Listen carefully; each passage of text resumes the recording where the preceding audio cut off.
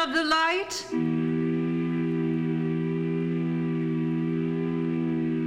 Come to Oak Cliff, see the light that tells stories on the wall.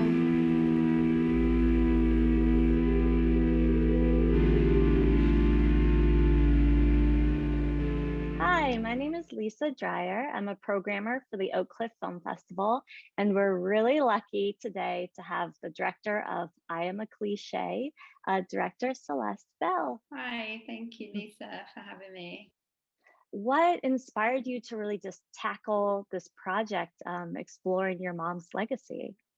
So originally, the initial project was actually a book, and I started writing or working on the book idea at the end of 2016, alongside Zoe Howe, who is quite a well-known music biographer, a great writer, and a friend.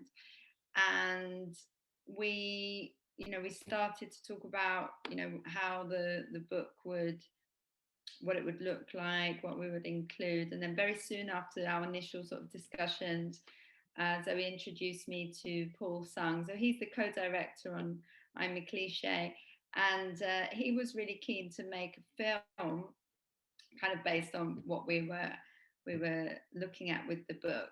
And initially I was going to come on the project as the narrator, executive producer perhaps, and our relationship developed, and my role kind of in the project, it became much more involved as it went along, and so I ended up being the co-director. I think the thing that really sets the film apart in my mind is, you talk about your mom's legacy. It's very loving, it's very respectful, but you also really delve into, difficult, dark topics, especially, exploring your relationship with her. Were there ever times where you thought, oh, maybe I should, make a more traditional rock doc, or it must have been quite an emotional process and a hard decision to include some of that stuff? Yeah, I mean, we never wanted to make a traditional rock doc, because not that there is anything wrong with the format. I enjoy watching them myself.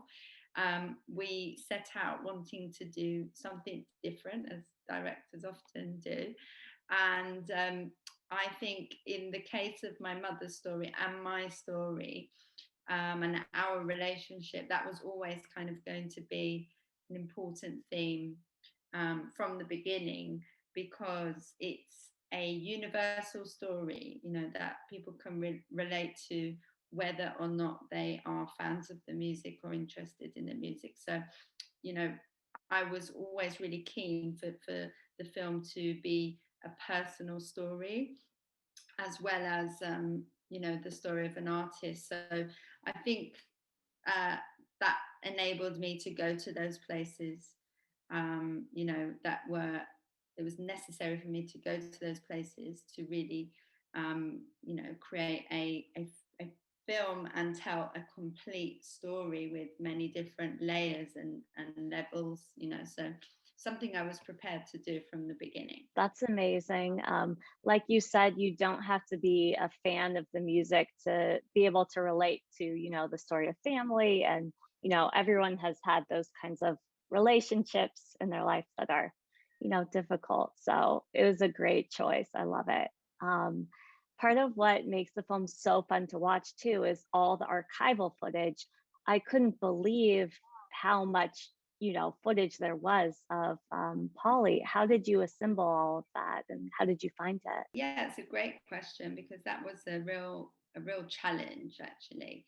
And yes, there is a substantial amount of footage out there, but it was all over the place, so looking for the footage, finding it, sourcing it, negotiating the price of it, that was all very labor and time intensive process. We worked with an editor, Zana Ward Dixon, and she did a fantastic job with the archive, well, with the editing in general. But you know, she had a real challenge on her plate in terms of the amount of archive we had at our disposal and how to use that in a creative way. So initially we started off with actually very little archive. So we had we were fortunate to have some original unseen archive footage that my mother's manager at the time took of the band, because he was also a filmmaker. So we had access to that footage. And it's fantastic, but it's not very long. We're talking about maybe 30 minutes in total. But we wanted to use a lot more, and you know, there are parts of the film that you can only bring to life with footage. So that was initially, it was quite difficult for us to find enough, and also to have the budget to be able to use it, because archive footage is very, very expensive in general.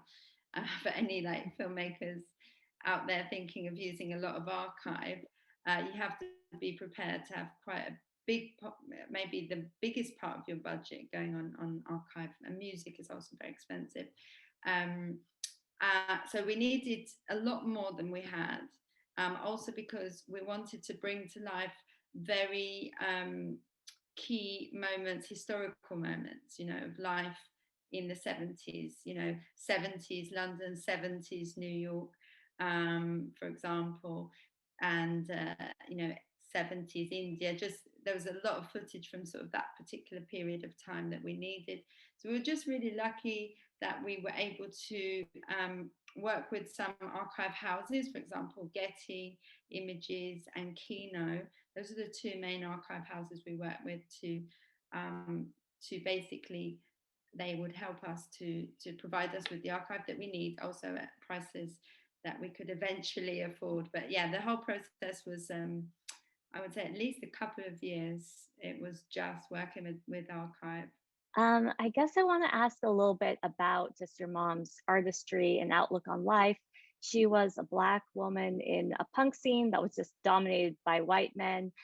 She probably had a lot to be really angry about. You know, she probably faced a lot of sexism, a lot of racism.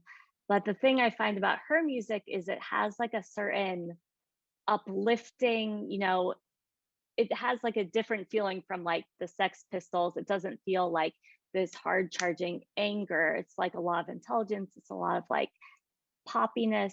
Could you talk a little bit about just like her philosophy, her artistry? You know, what kind of, you know, I think that probably reflects on what kind of person she was.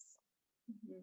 Yeah, so I mean, in terms of punk, my mother's band is placed sort of within the punk scene just because of the time, really. So, you know, they came out at that time, and they were very much part of that scene geographically, which was sort of centered around what is the King's Road in Chelsea, in London. So it's just a corner of a street, really, very long street. And it was just one corner where you had some key kind of shops and venues.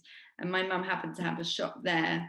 And so she happened to play a lot of gigs there in a pub that was there. So she was very much part of that early UK punk scene. And that's why X-Ray Specs is kind of lumped together with the rest of the punk bands. But she never really considered herself to be a punk, or that the music was punk music. As far as she was concerned, it was new wave, which was actually another kind of genre of its own. There are some real punk elements, but as you say, it's quite melodic compared to a lot of punk music at the time. And it's also, it had some very different features like the saxophone that really sort of added a very non-punk element to the sound.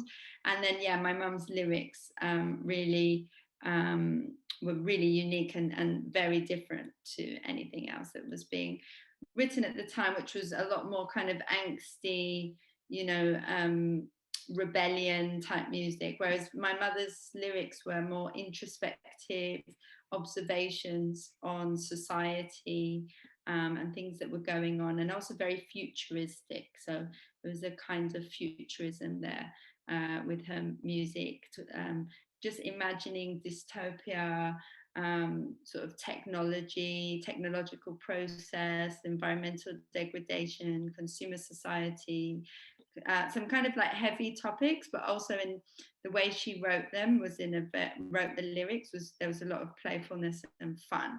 And so I think, you know, this combination of playfulness with something serious and meaningful informed a lot of my mum's art, even in terms of the clothes that she was wearing, for example, on stage, the colors. It really was quite different from anything else because I think of that playful yet quite serious, you know, this sort of contradiction there.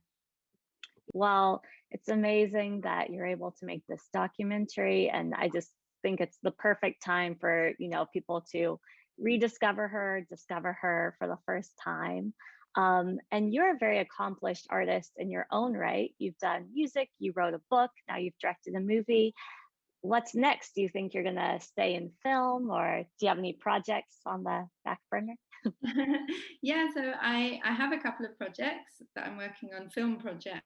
So I definitely see myself continuing in film. It's a really wonderful industry, and I think if you are a creative person interested in writing and music and various things, film is actually one medium where you can bring all of these different um, interests together or skills together. So I would definitely want to continue with film and also music. Um, but yeah, it's whether or not I have the time to do everything I want to. Well, that's a good problem to have. Thank you so much for taking the time to talk to us about your documentary. Thank you for having me, and thank you for showing our film at your festival. We're very excited. Thanks, Celeste.